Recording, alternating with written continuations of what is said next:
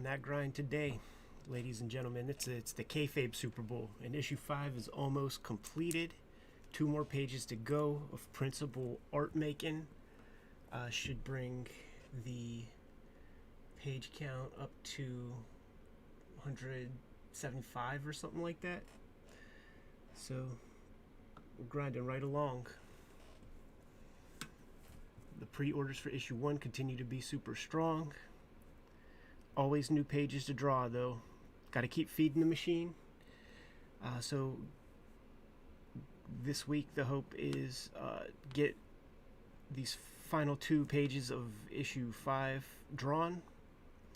Then I have to start thinking about the sort of supplementary materials in book 1. I have 2 pages to fill there, plus inside covers, back cover. Last week was a cover week. Did the cover for issue 2 on the stream. Off cam, had to rush to get another cover done that was super fast, and drew that wraparound cover as well, which should be announced sooner than later, I'm thinking.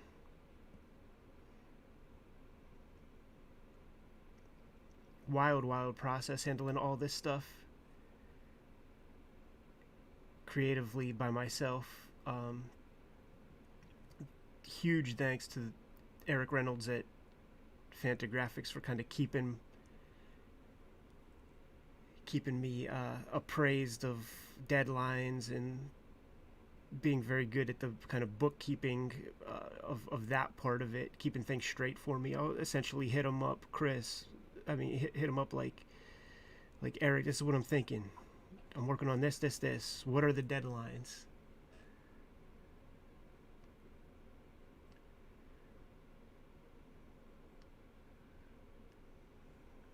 Gorilla Todd, thanks a lot, man.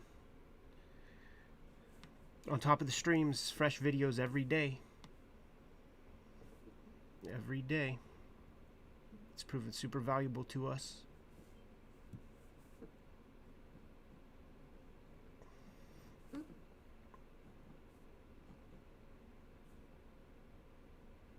There was a part of us that was like, should we put so much stuff out? Like, will it compete with itself? You know, is there a saturation point? But you guys have proven that that's just not the case, especially when we put up stuff that's not, an hour long, something very consumable, something you could get your hands wrapped around pretty quick.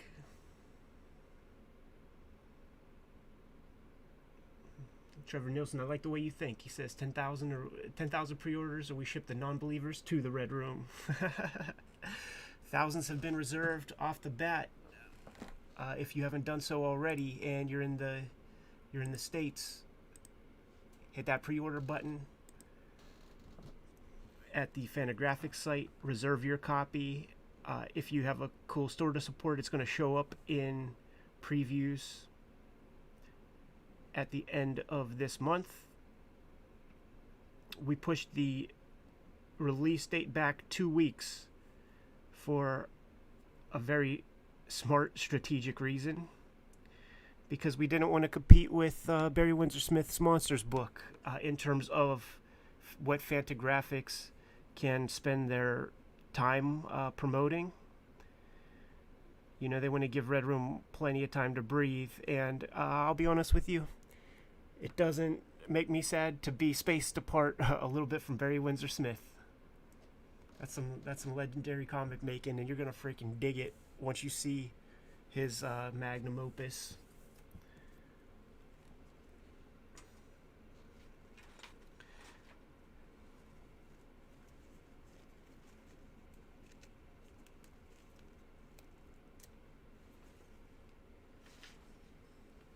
One second, I'm just gonna move this microphone a little bit closer.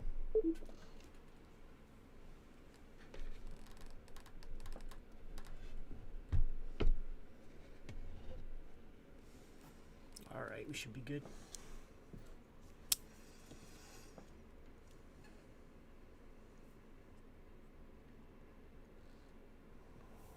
Barry doesn't need the power of the kayfabe, man.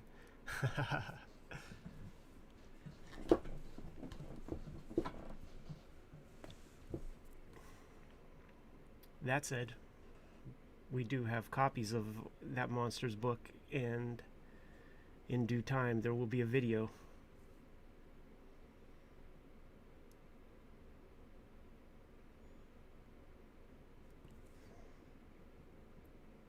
This is the Kayfabe Super Bowl.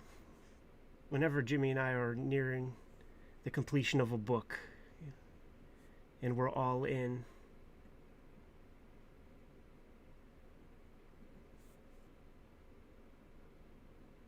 and it becomes 100% of your life for the time being.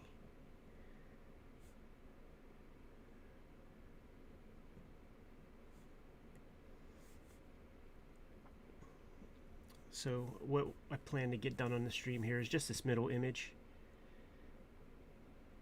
It's usually been taking about 2 hours to do these middle panels, but I would be a little bit surprised if this one takes that long. Don't gotta draw 7 characters all frenzied about.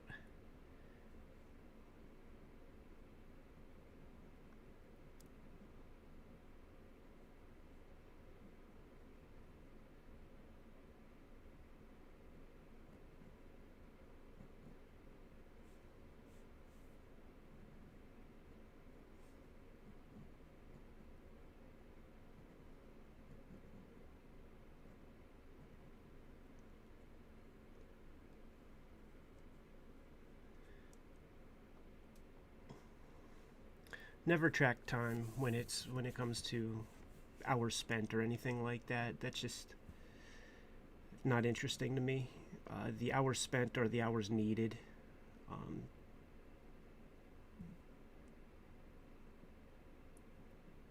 not. To me, that's job mentality. When you're tracking your hours and trying to figure out what your hourly rate is or whatever. Or putting a capper on.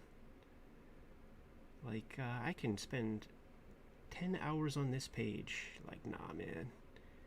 Gotta spend as much time as necessary. No BS. No excuses. Because, frankly, when you guys get the printed comic, you certainly will not be putting up with excuses. You want the best of your artist. You want the best of your creators. So that's what I'm pledging to give you, as always, kind of, like whether the book connects with you or not, you can rest assured I'm doing my best at the time, and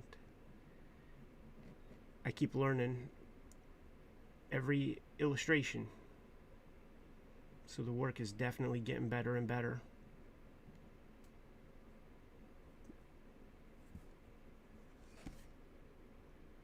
Even within the single issues, you'll just be able to see, like, oh, Ed knows how to draw necks better now.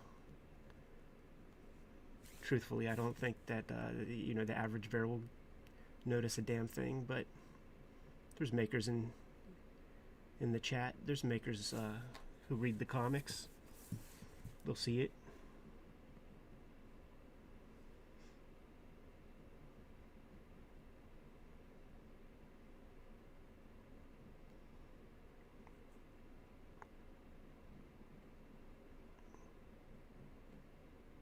It was a lot of fun revisiting Amazing Fantasy 15 with Jimmy today. I hope you guys checked out that video.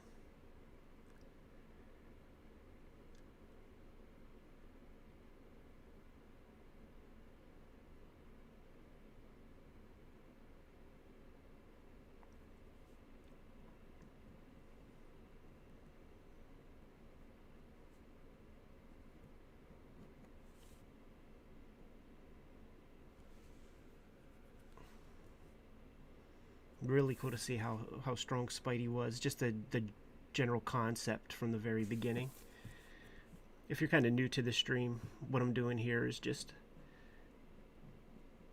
catching some of the boldest lines. The lines that I want to have some thick and thins and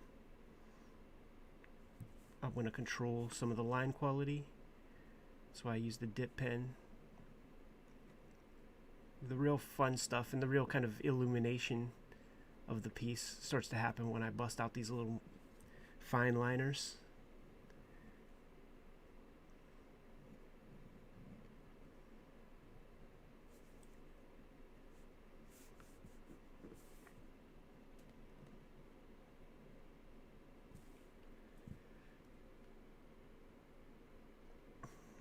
I'm trying to think, what was my first exposure to Spider-Man? It was probably Ron Friend's issues.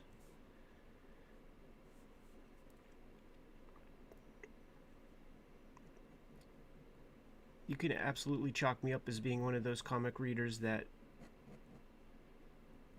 was grabbing comic books before I could read the English language. And I think that Ron Friend's issues were the ones that were out at the time. I remember Puma showing up. Remember that character Puma?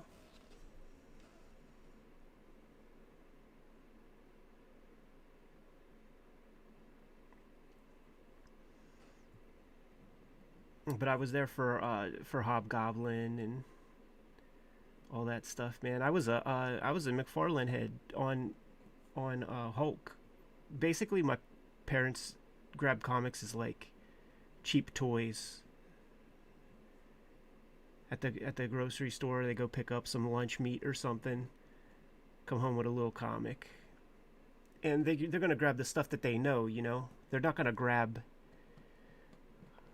I'm trying to think, like in the 80s, what would have been the goofball stuff that would have actually been on the newsstand, because like you weren't going to get Moon Knights at Shop and Save, you know what I'm saying? But you know what I'm saying. They're going to go for Spider-Man. They're going to go for Batman.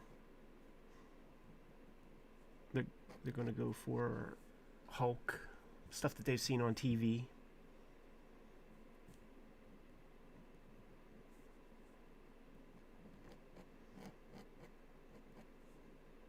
And then when I really, really started getting into them, my pops would become a maniac and just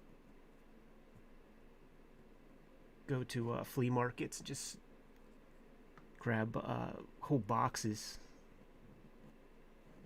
He loved the art of the deal, you know. He loved the hustle, and he would just talk these people out of their comics for far less than what they were trying to advertise for. And he's kind of always done that. As crazy as this sounds, the greatest birthday present I ever received from my pops was when I was like 30 years old, and it just so happened that he was going to, I don't know, fill up his gas tank or something, and happened upon a yard sale. Took a look, you know, he loves those American Pickers shows and Storage Wars, all that kind of nonsense. So he went there looking at stuff, saw that they had a ton of comics, and for $50 he got what amounted to, I think it turned into about 9 or 10 long boxes, but it was 18 boxes of like taquito boxes and like 3 or 4 milk crates.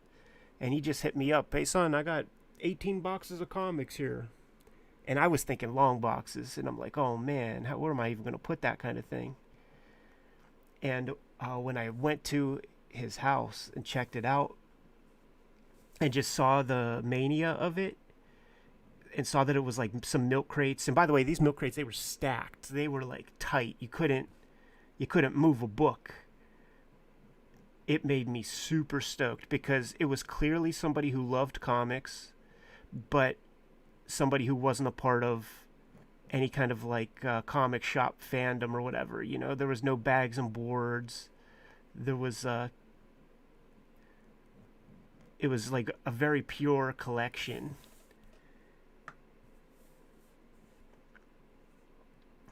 And man, it would have been cool to have a YouTube channel at that moment, because the unboxing was just incredible. And the books that are in there, it's like a little representation of every great collaboration in mainstream comics history, with no exaggeration. It's like, here are a couple issues of Denny O'Neil and Neil Adams, Green Lantern. In fact, the Junkie issue was in there. Here are some Ditko Lee Spider-Mans. Here are some Ditko. Here are some Ramita Lee Spider-Mans. Here are some Kirby Lee Fantastic Fours. Couple Bernie Wrightson, Len Wein, Swamp Things in the mix.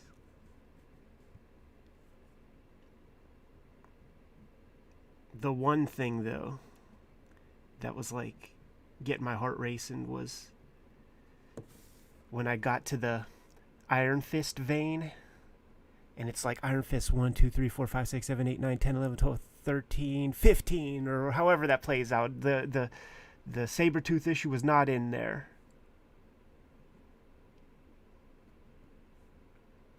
And I've never sold a comic anyhow. Like, it's not like I would have... My heart was racing to have something to flip. Just to have it would have been cool.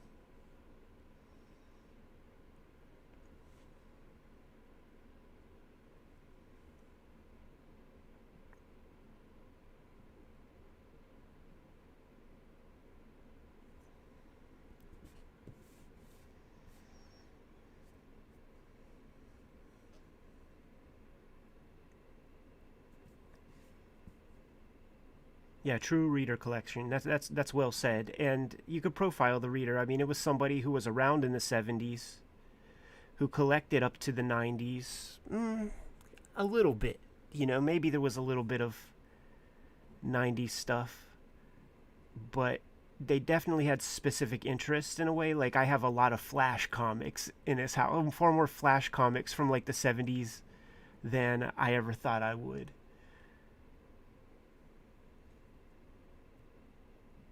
A lot of adventure comics with Superboy and Superman comics from back in the day. Some good detective comics and Batmans, though. Once again, some Neil Adams of those. Some Marshall Rogers, Steve Englehart joints. First appearance of that Deadshot character.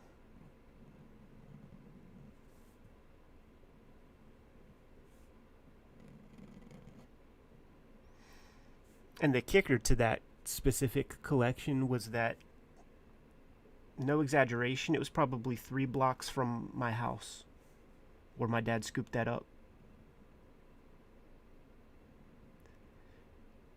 And then really got me thinking, like, man, I should just start knocking on doors. This is small town, man. Everybody kind of knows me anyhow.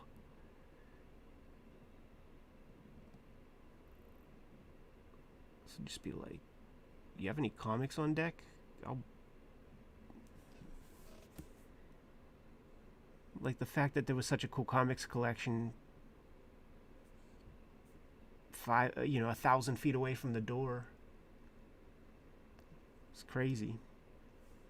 That same year, I think, another crazy thing happened. My little cousin, he was visiting, and he was trying to get me to buy some fundraiser. You know how schools do. He's a football player and needed some football pads or some sort of gas money or something for the bus trip for the football players, whatever the hell. So he was fundraising, came to the crib with his little menu of the grossest freeze-dried, Italian food or some shit. Get some ziti for $20 or some nonsense. And I looked at that and I'm just like, dude, here's $20, man. Like, I don't want any of this food. If you want it, if you want something, like, just order it, keep it for yourself. I can't eat that crap. And I was showing him what I was working on. I think of at least one volume of Hip Hop Family Tree was out. and he was checking it out and was like, "Oh, you know what?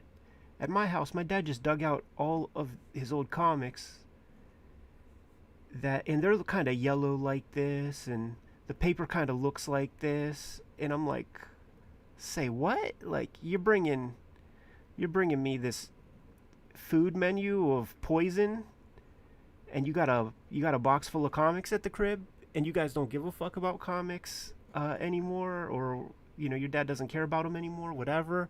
Like, keep that 20. I'll give you another $20. Let me get all those comics." Went over to his house, and it was like one of those like modest size box, like that standard box size. We all know it, like a moving box full of magazines. So it had Creepies and Eries and Mads in there, and then a bunch of coverless 70s comics. I would say 150, 200 comics. And it was like some clutch stuff. It was Barry Windsor Smith Conan's. It was Joe Kubert. Like my uncle definitely macho cat wanted comics with barbarians and military guns and shit. One Spider-Man comic in there. They all had no cover. I think it was one of those things that they got it at the local variety store. The cheap bins whenever the stores kind of cut off the front and send it for a rebate after it doesn't sell for a month. Those comics. One Spider-Man comic in that whole mixture, and it was Spider-Man 129, first appearance of Punisher. Like, I have that comic, no cover. It's banged up, but I have it. I was talking to Jim. We're probably going to have to do a video on that.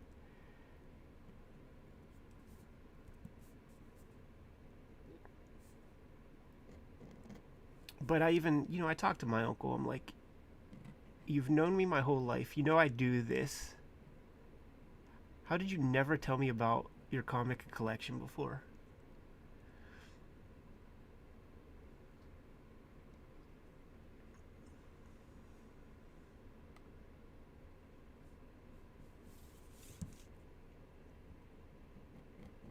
He had some Kirby Fourth Worlds. I gave him mad props for that. He had some Commandy.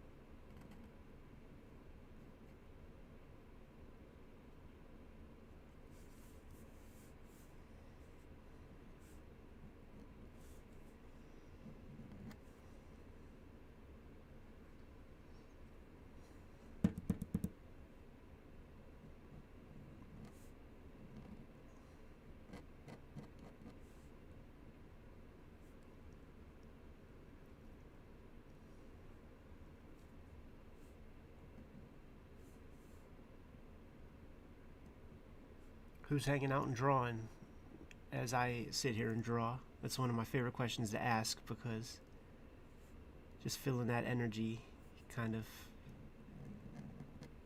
is a help in some ways. It's fun to know that people are out there on that grind as well.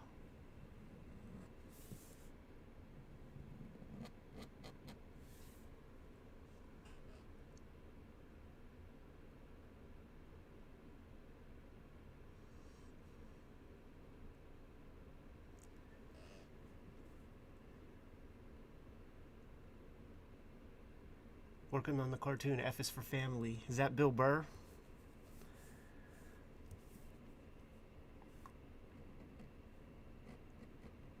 Love that guy.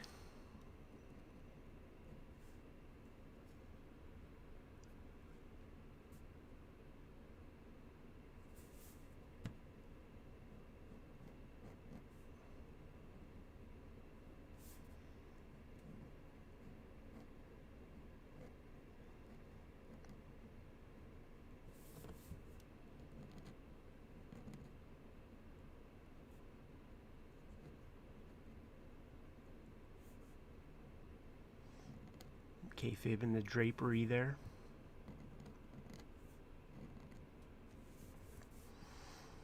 So he's holding up the hand of the winner. And when you see that this other hand is not visible, you know that's not a good sign. You know we're in store for one last cool piece of carnography on the final page.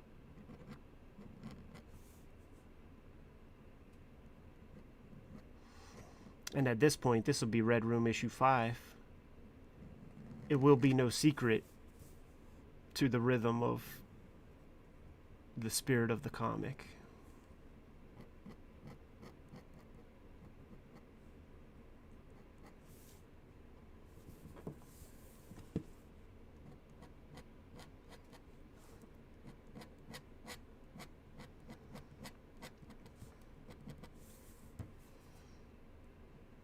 Just break shit up, man. Put a little patch on his leg. Once again, there's no good continuity to the costume. Like, sometimes patches will show up, sometimes they won't. I did mean to reference that little pocket on the overalls before I ink it.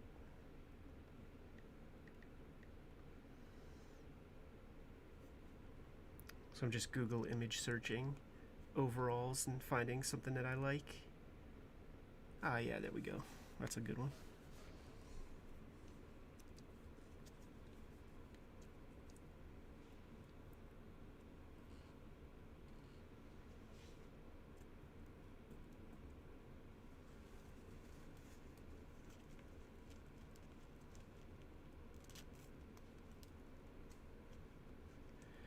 Part of me is considering pulling an all-nighter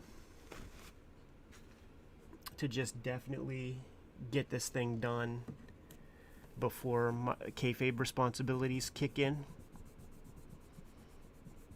which is around hump day. But this next,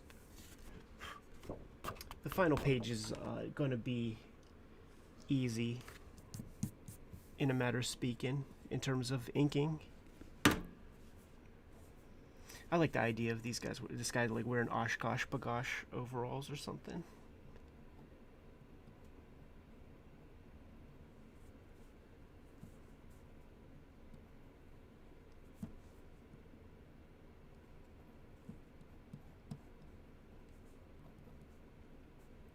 Like one of those adult baby fetish fucks.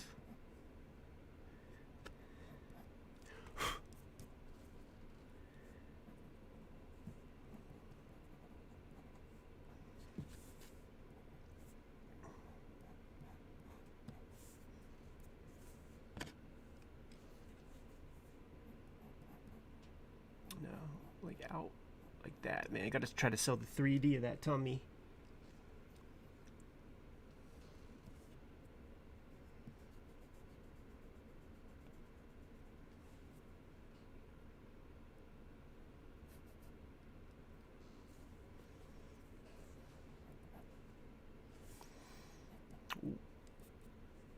Was the story structure of this issue inspired by Brat Pack with the concurrent stories on each page?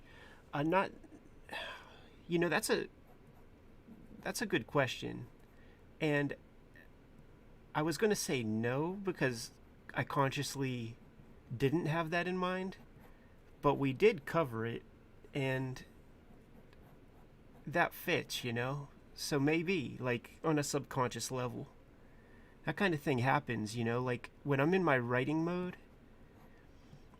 a big part of that is just consumption, taking in information and kind of daydreaming.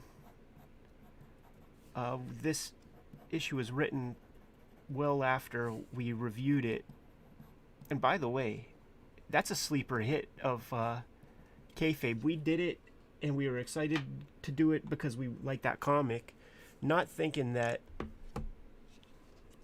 the audience would show up in a big way, and it definitely did. You know, it's one of our most popular videos. But that's that tricky thing with influence, you know, and that's sometimes that thing that gets people in trouble, like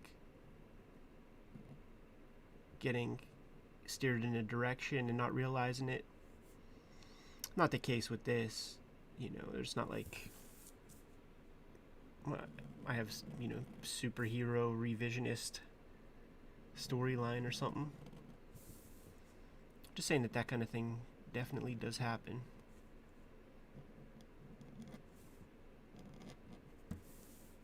But with each of these issues, like, I'm just playing around with different kind of storytelling approaches and conventions. So this one's going to have a little color.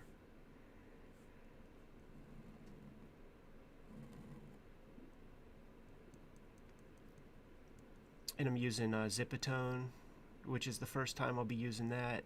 Just the middle panel here will be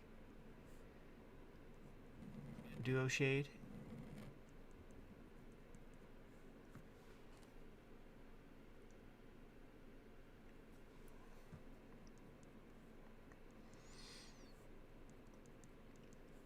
Yeah, Rick Veitch is awesome.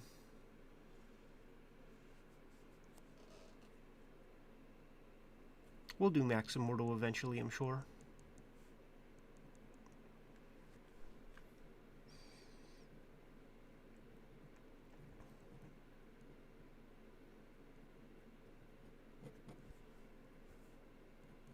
The cool thing about working on the channel with Jim is that we do have a lot of overlap with certain things.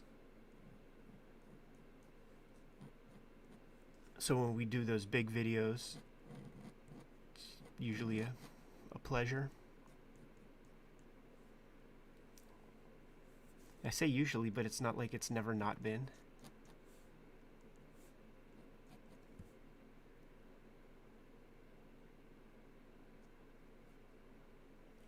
Fuck it.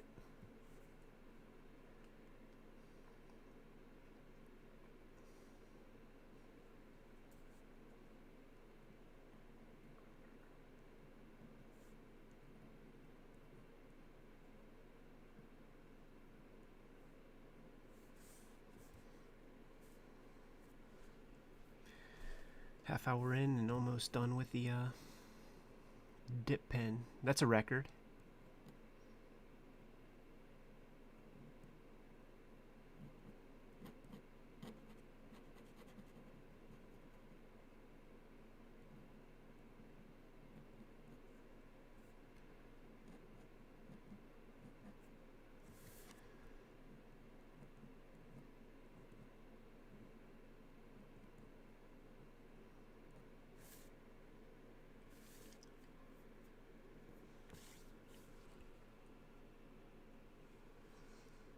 Marco from Croatia, what's up? What time is it in Croatia?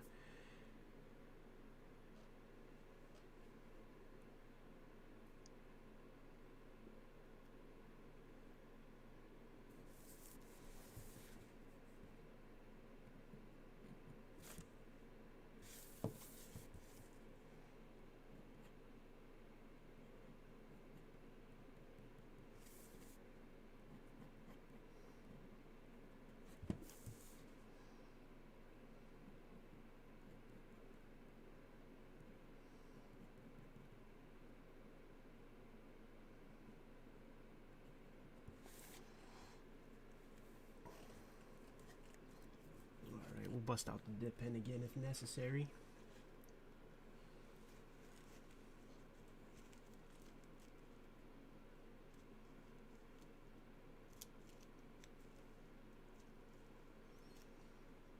Fool's Fox says he's going to take down the pad and do some drawing while he cooks, and you know what? I've gotten a lot of good ideas while sauteing some onions and just hearing that sizzle and not thinking about comics. Solved a lot of creative problems doing anything but trying to solve creative problems.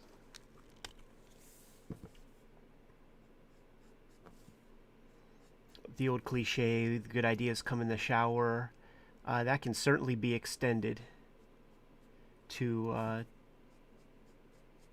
any number of things, man. Running the vacuum, going on a bike ride, going on a walk. I read that Charles Dickens, when he was really flying, like, uh, he would go on 20-mile walks per day.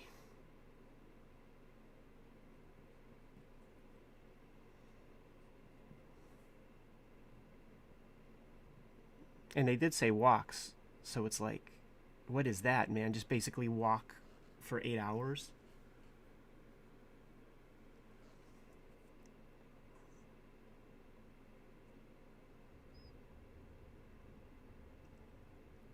When it's nice out, I take a 20-mile bike ride every morning, and that takes 2 hours.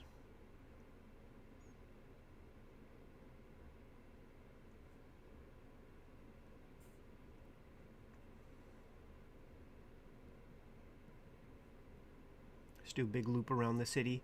And I always have something in mind, some creative task for the day that I just allow myself to think back upon. Can't say I've ever had any great ideas come while hitting the trails.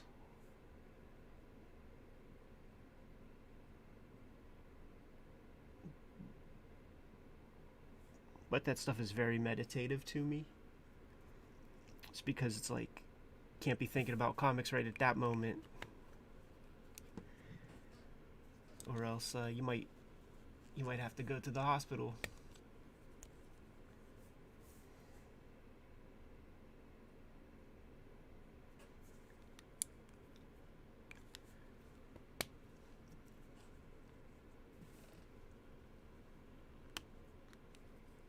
Are we ever going to cover Cry for Dawn or I, Lucifer, the Joe Michael Linsner books? I don't have any of that stuff. The Cry for Dawn books, whenever I was discovering comic shops, they were already expensive. And I've seen them, and I dug them because they totally fit into that Outlaw thing. But they just are not available in the way that I can am willing to afford them. I don't spend much money on comics per unit. I have to qualify that because I definitely spend some loot on comics. But I'm always going to be that broke ass kid in my mind, so I ain't spending a lot of money beyond cover price.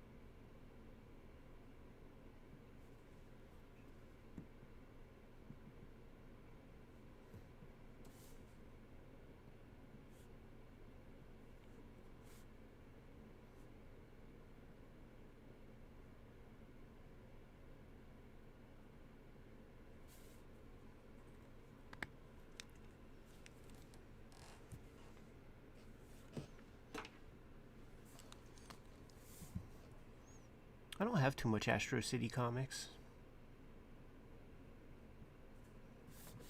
Never really read it. Out of no prejudice or anything like that. It's just when that thing was firing on all cylinders, that's really when I got hot and heavy with independent comics and had to put together my runs of Acme Novelty and Hate and 8-Ball and Love and Rockets.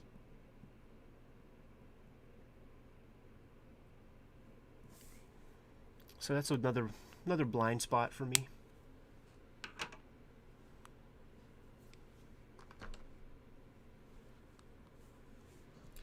What scanner do we use for the blue line, an Epson Workforce 7510, and it works just fine. I have no complaints.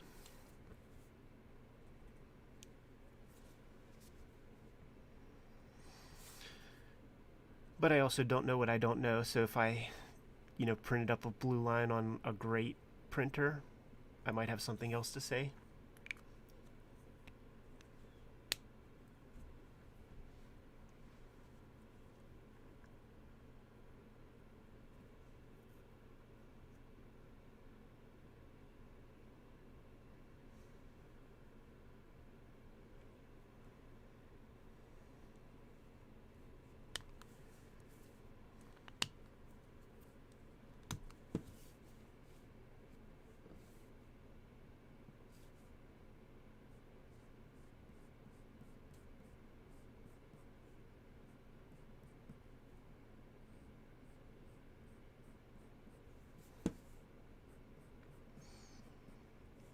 His coveralls here are gonna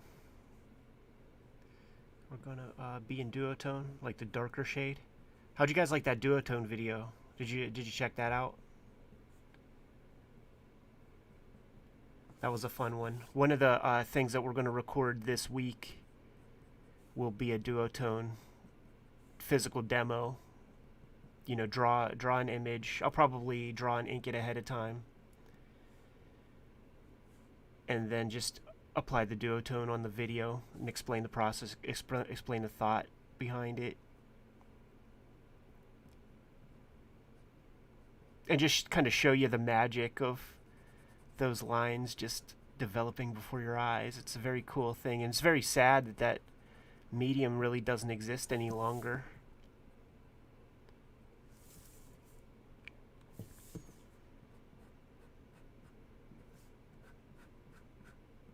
But we're in that privileged position to make the things we want, so it doesn't exist on the racks right now, so we'll make one. I'll make one for you guys. Nice tongue-in-cheek 1990s inspired Outlaw comic. Red Room. Hit that shit. Get that pre-order in. No matter what happens, I'm doing 13 issues, but I would like to pay the electric bill while doing so. Pay the stream bill while doing so.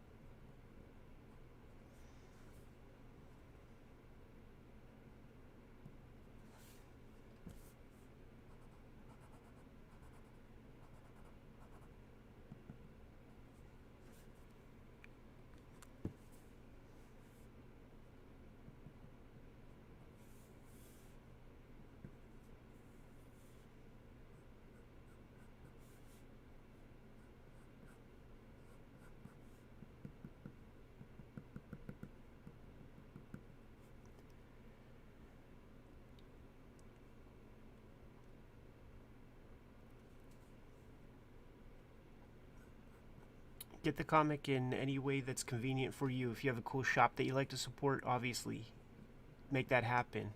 If you're as freaked out as I am about being around strangers and stuff,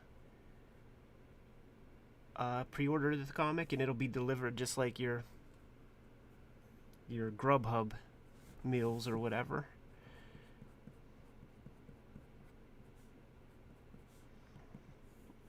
It's just right now that the comic isn't in previews, so like the only tangible number, like in terms of kayfabe effect, the only thing that I can see is those pre-order numbers. So that's what I'm promoting right now. The end of the month, whenever stores can start ordering it, the tone of conversation is going to change a touch. I would love for this comic to compete with the big two comics on the rack in terms of volume.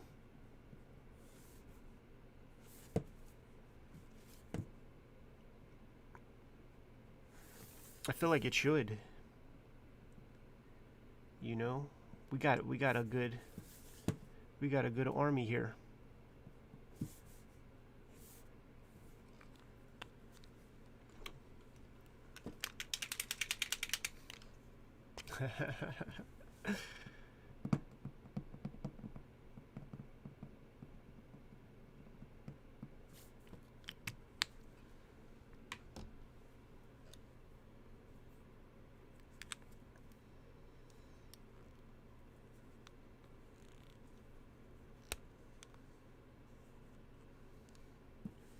Cotton Candy Autopsy. That's a good title. That intrigues me a lot. I don't know it, and I will check that out. What is it? Is it a movie, book, comic?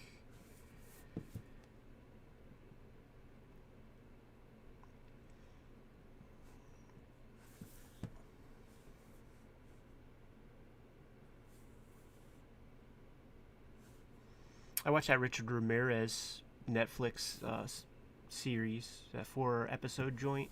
Very good. And I also listened to the audiobook that corresponds with that, just for some deeper insight. I mean, I'm dealing with a lot of psychos in this comic, so it's not a bad idea to try to kind of figure out what makes one tick. It sounds weird, but gotta keep inspired, and you never know what's gonna come up to kind of add to the mixture, man, of the comic.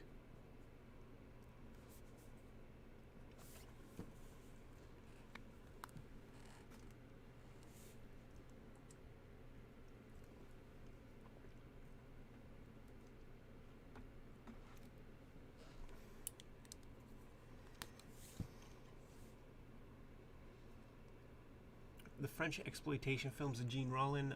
Can you name some titles? I do know some French exploitation flicks, but directors' names elude me.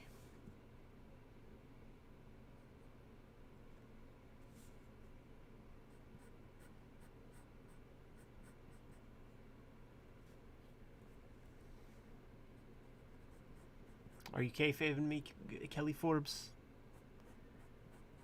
I've never seen any Richard Ramirez drawings. Saw some Gacy paintings in my day.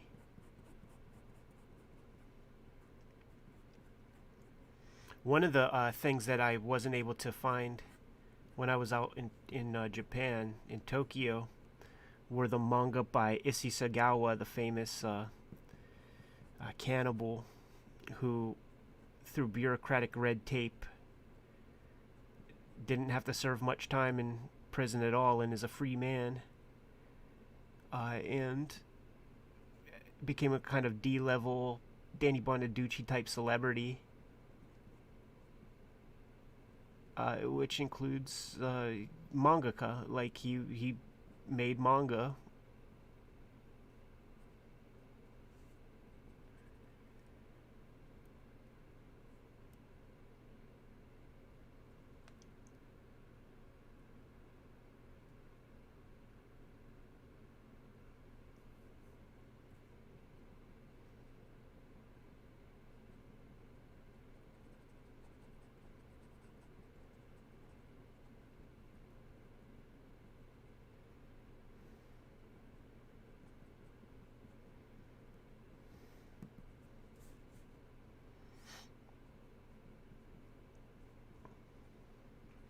John Ronson's psychopath test has come up a lot in my studies lately. There's a great YouTube, I think it's called The Behavior Panel, and it's for behavior experts, body language experts, playing interviews with psychopaths, serial killers, pausing them, and then dropping some science about what they're witnessing. And that's super fascinating stuff. There's nothing from those programs that have given me much to chew on narrative wise, but so much to chew on in terms of just character traits, spiritual stuff regarding these people. And what they say about Ramirez was like, because I just watched an episode like after the Netflix doc, I watched a conversation with those dudes about Ramirez, and they played a bunch of his interviews, and they all just said it, like he's like an empty vessel, like there's just nothing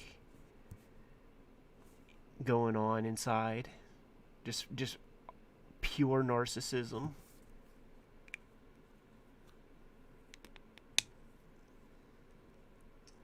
No, I don't know Commando Comics.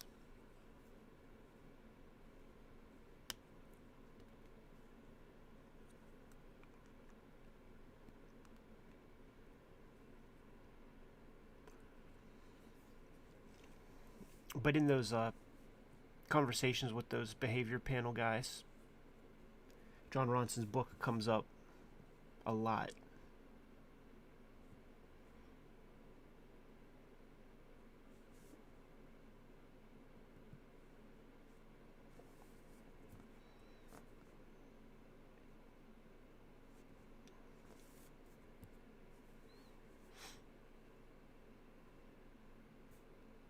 Let's see.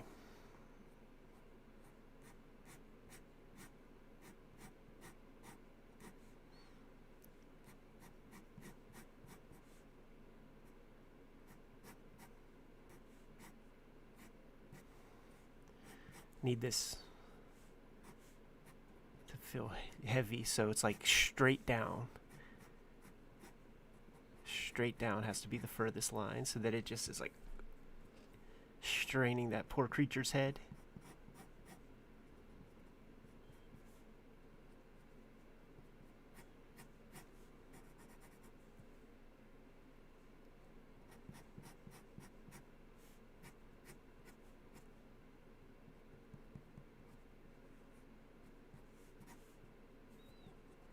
We got the knot, the tangle of all their gnarly hairs.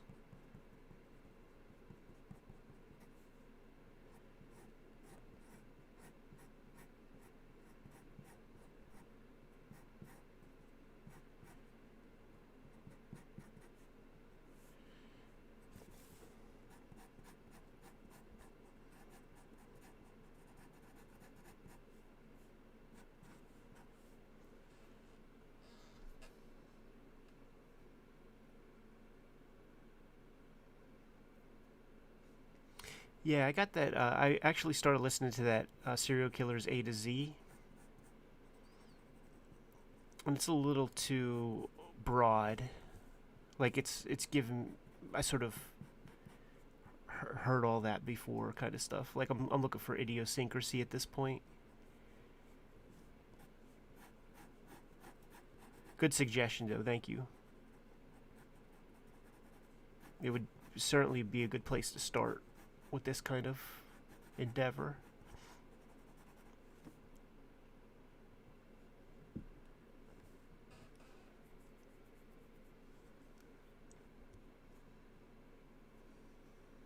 Oh yeah, we had to do the inkle.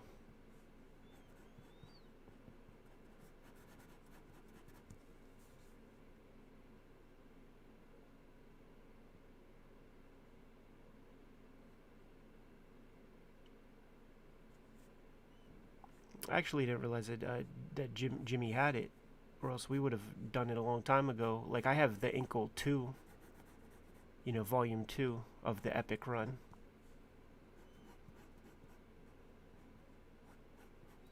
But I thought I had one, so it's like we did our recording session. What do you want to do next week for the big Sunday video? And I went into my reserves and pulled out the Inkle, and I'm like, oh man, this is just volume 2. He was like, oh, dude, I have volume 1. All right, it's a bet. Let's do it. Let's do it. Any excuse to talk some Mobius.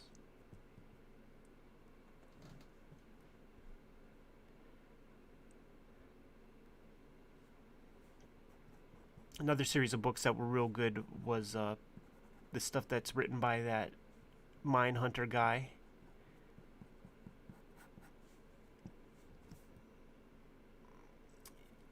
Is he the writer of The Evil That Men Do? I'm not quite sure.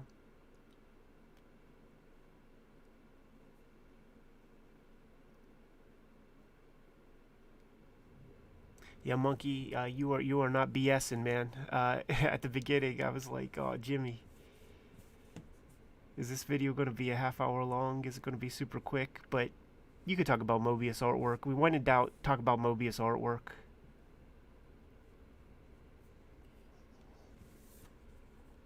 That's an easy thing to talk about.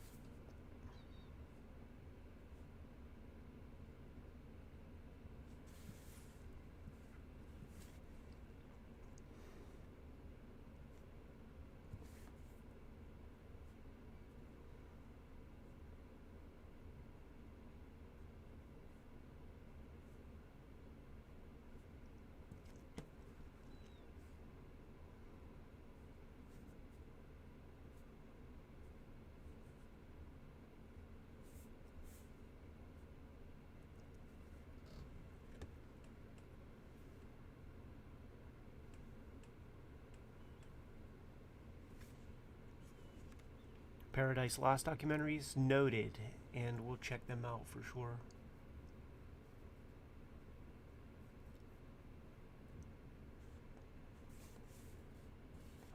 The Mindhunter guy's books are real awesome, though. There's this one that, like, clearly he had success with Mindhunter and some of those other ones that he did. So there's this one that's like the book that you read after you read all of his stuff, and if you still want to live in that world, where he's taking famous cases and applying his profiling strategy to these cold cases. Like he did Jack the Ripper, he did the OJ case, he did John Benet Ramsey, and gave like his thoughts about, did John Benet's parents do it, blah blah blah. His thesis was no, like he doesn't think that the folks did it, and he had, he goes on to explain why. But it's a kind of a funny book because it's all, it's all hot air. The cool thing about his stuff is when you read about these things, and then he like catches the guy, he catches the bad guys. But just even my connection with Harvey P. Carr, I sort of can see how that book came into being, because when Harv was at the height of his fame after the movie American Splendor, he could have written 50 books if he felt like it. Like, publishers, it's a much different game nowadays, man. They're just trying to hold on to any readers they could get.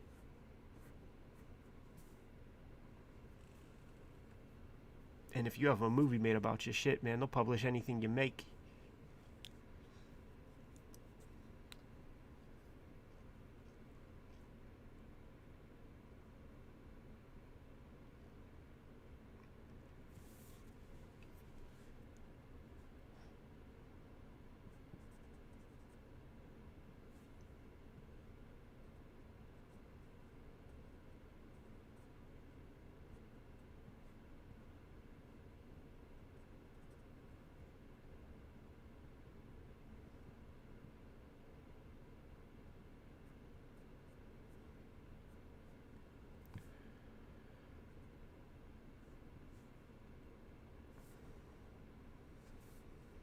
Nice, man. Just an hour in, and we're breezing right along. This is fortuitous for me because that means I won't have to be up extra late on this page. But also, we got the next page right there. I don't want to put the money shot on the cam yet. Tease the end with it, but that's the last little bit of issue 5.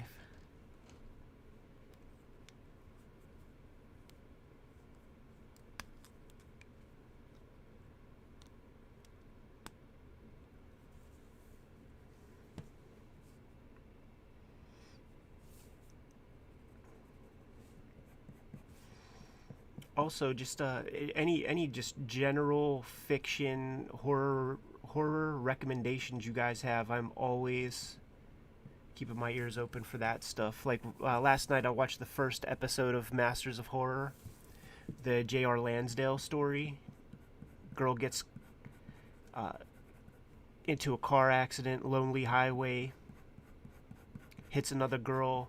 She's out cold, but when she comes to, the other car is missing the driver, and there's clear blood trail inside the car, beginning inside the car, like blood drag marks over the median, down into the woods. Chaos ensues. I've seen the good ones. I've seen Cigarette Burns, the one with Boondock Saints guy. I've seen Imprint, the one with the assassin dude from The Untouchables. The ugly cat. So I figure, what the F, man? Let me just watch some of these other ones. I saw Jennifer, the Bernie Wrightson Bruce Jones adaptation.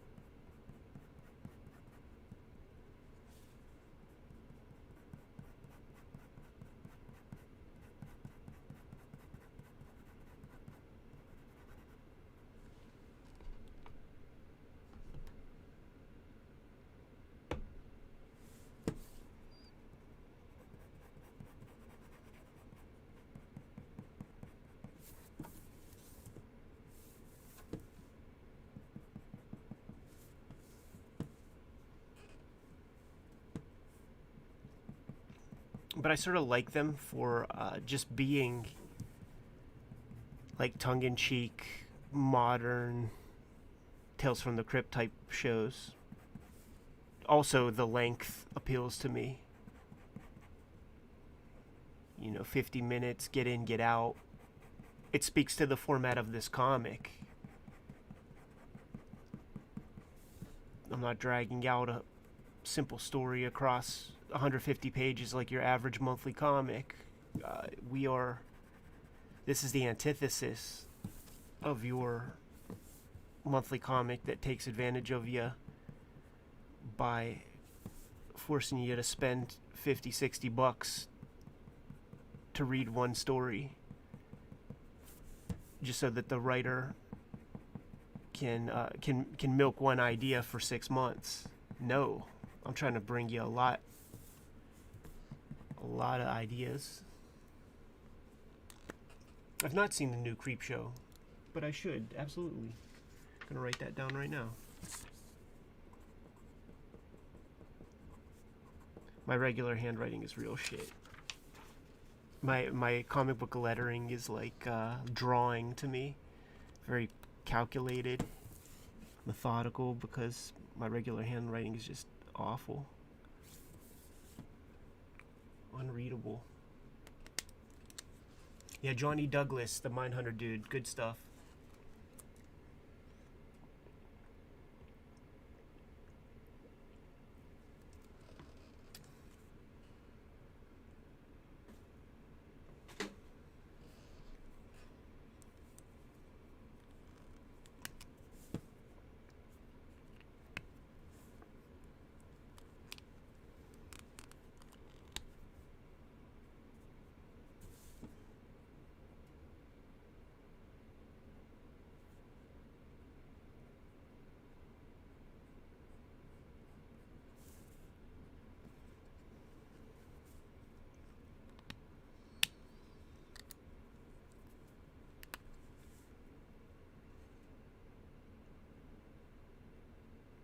I've not seen The Hand by Oliver Stone.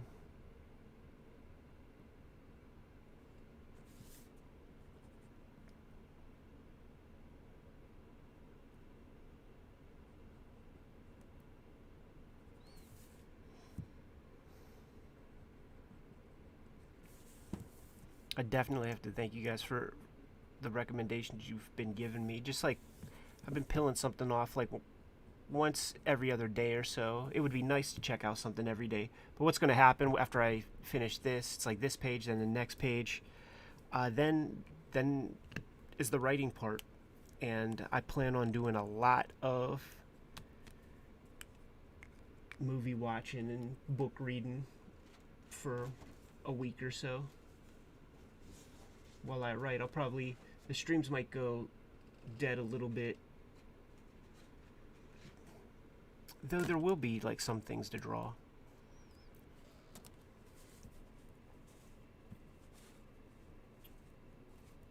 But the part of the old school Jim Shooter era monthly writer is you can't have too much downtime. You know, you're on the clock, motherfucker.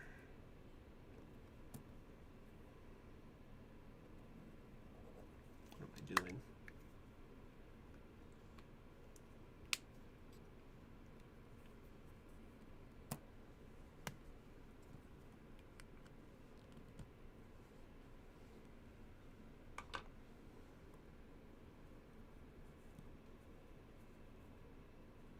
Damn, I don't want this pen either.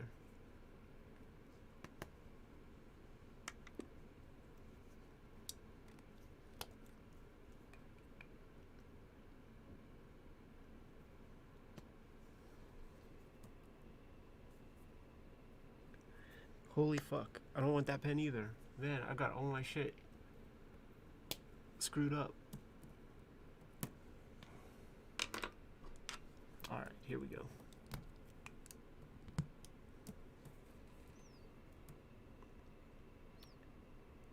Wearing a bunch of hats. I got my shit out of order for a minute. These balls are those like ball webcams, just hanging from the ceiling, mounted up there at like 2 foot spaces from one another, so that they could capture every precise angle and present, you know, the best shot to the sick viewers out there.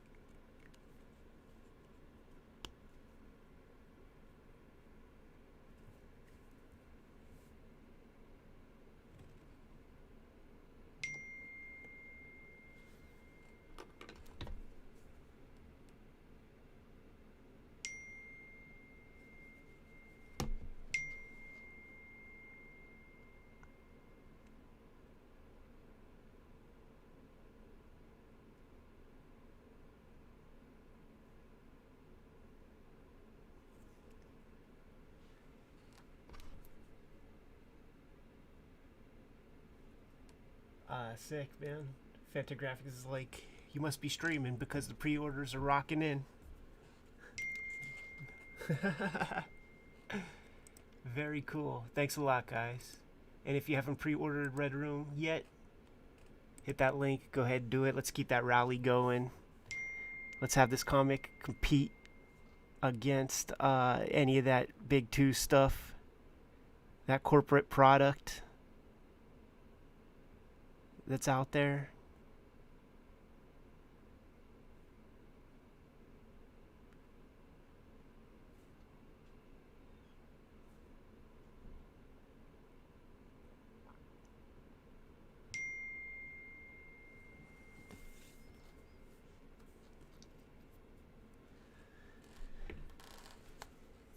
Let me respond real fast.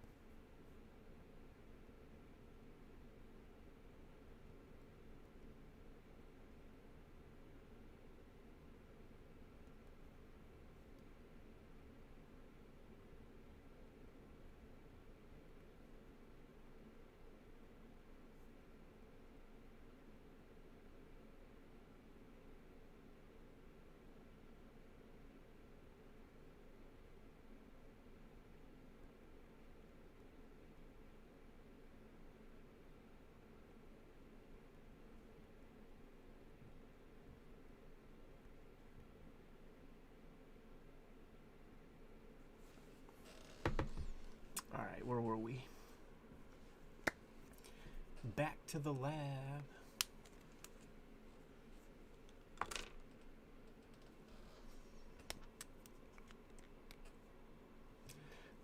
Working on a little bit of design stuff. Got to get the lettering in on issue 2 cover. But when that happens, I think we're going to be able to do the pre-orders, and I can't wait for you guys to see the cover.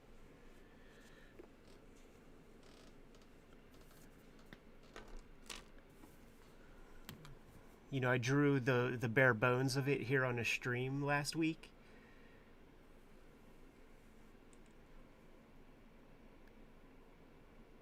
But the digital part adds so much dimension to it.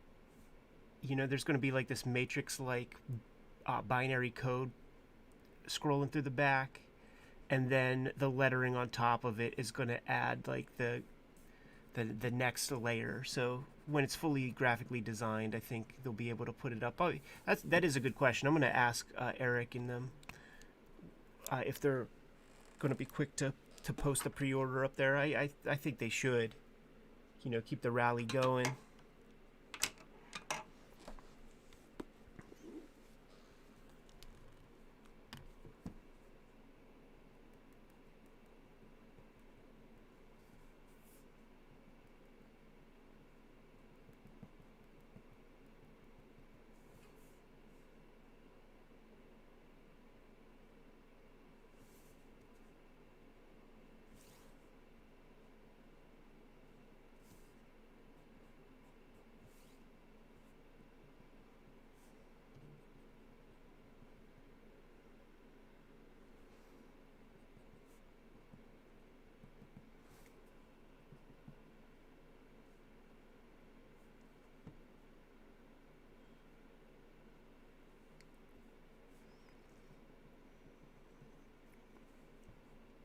A Blazing Combat episode. You know what? I don't have the book. I don't have the issues. I don't have the collections. I don't have the Apple Comics. I should, though. Who did the reprints of that? Did Fanta do a reprint series or Dark Horse?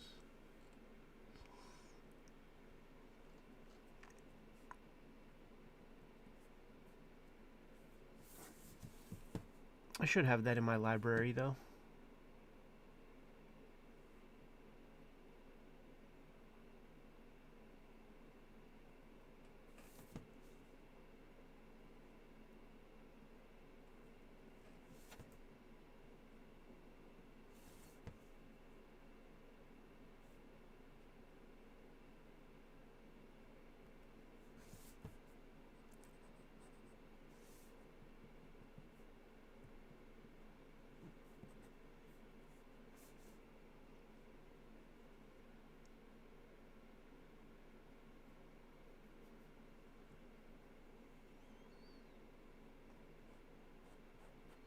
Yeah, I'll see if Fantagraphics still has copies of it.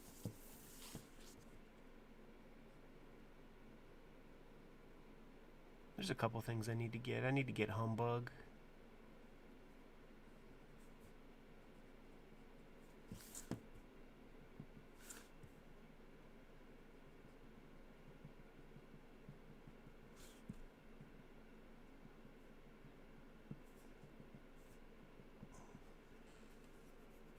Basically need to get a bunch of good stuff that came out in like 2010, 2009, whenever I was like flat broke.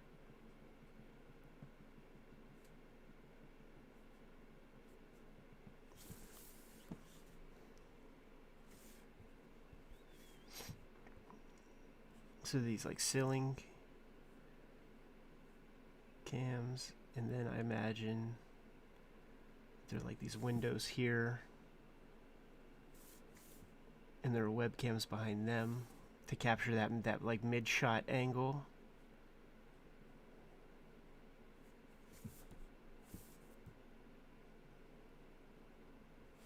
But there would be like a plexiglass, and then these cameras will be sort of useless if there's too much like blood spatter and gnarly shit getting sprayed up on there.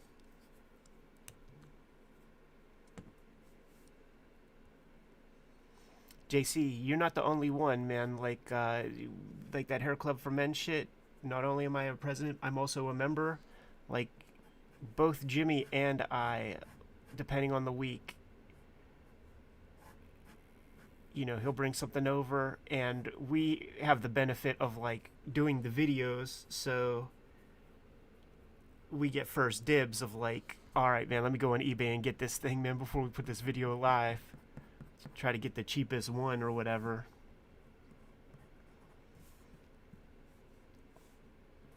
But needless to say, I bought hundreds of books probably since the channel started up, based on Jimmy's recommendations, based on your recommendations, things that you guys say in the comments, and we're like, what?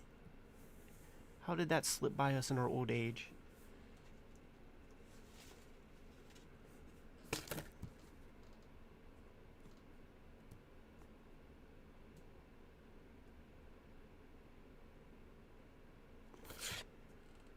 Just wanted to see where that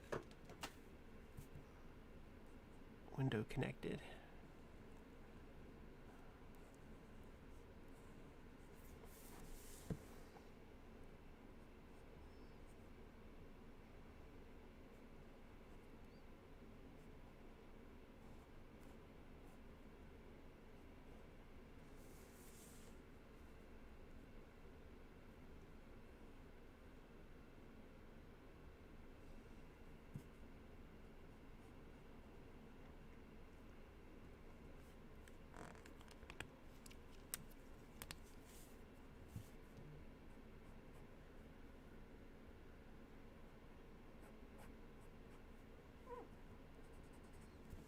Making great time here. This is awesome because I'll be able to start putting a dent in the final page. You know, I might save the digital part to do for both pages at once. Just knock them out at the same time.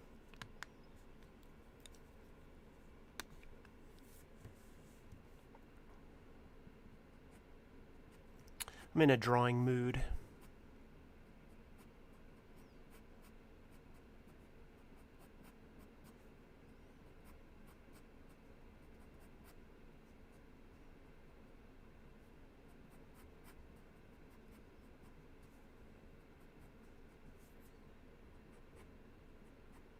I'm in a writing mood too. I have to really rack my brain and try to think of a good PG Red Room story, in the event that there is a comic that's going to go out there for the sum total price of $0.00.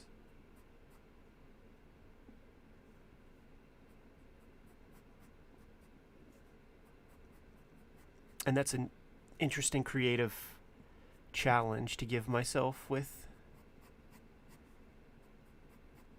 Red Room, because there's so much provocative imagery, weird stuff. It's based on that, you know. But what will ultimately occur is I'll have to do something with more character to it rather than just provocative stuff. Actually, I'll do a window here.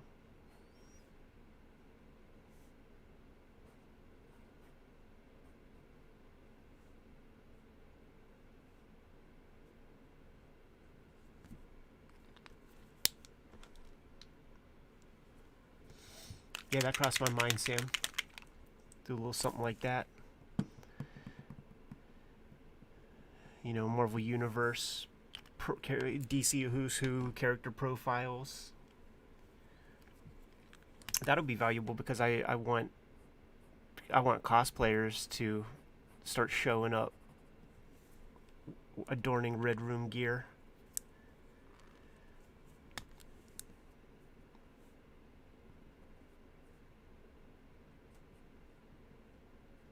You know, I want to see some menacing characters at the cons.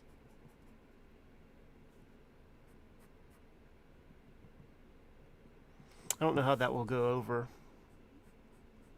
Well, no, that's not true. I was gonna say because like when I think of like cosplayers, I think of like just exhibitionism and people kind of showing off their form and stuff. But that's not true. Like they're like the Deadpool costume, like covers up your whole body.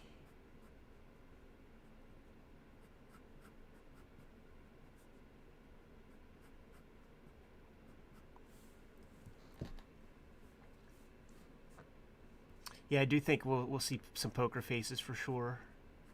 That really seems to be a character that people dig.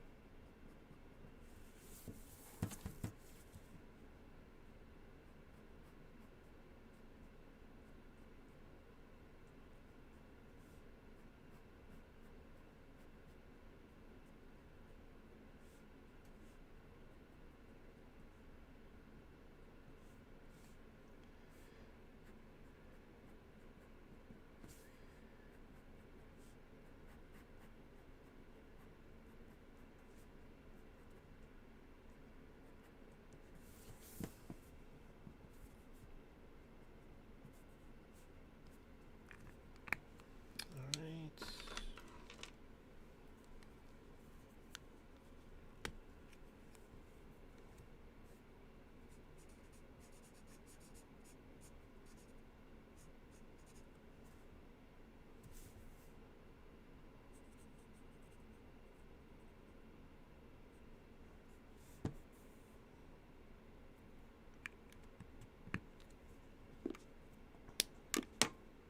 There's little splatters and shit on the wall.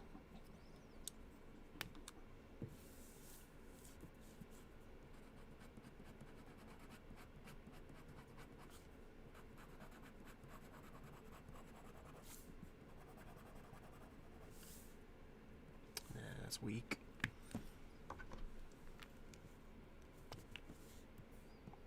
Nah, those felt tips get whack. They get worn down for sure. Very easy.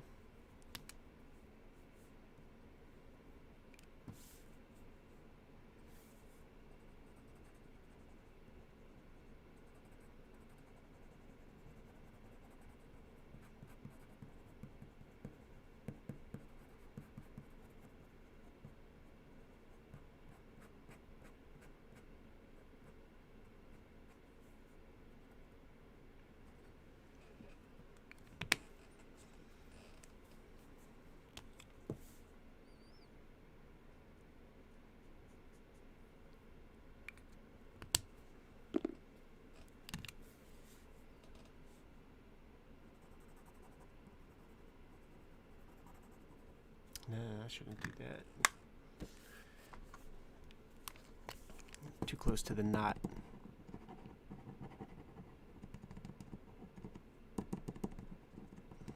It doesn't have to be perfect because the wall could be a little muddy.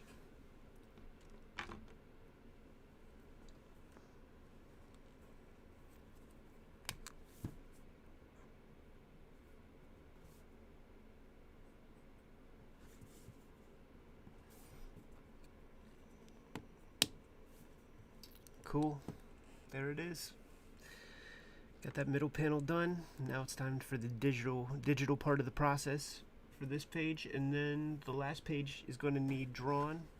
I'll ink that in tomorrow, and let's tease it a little bit if you could see it. But it's just going to be, you know, we have our guy here, arm reaching back, holding up the winner's hand victorious like,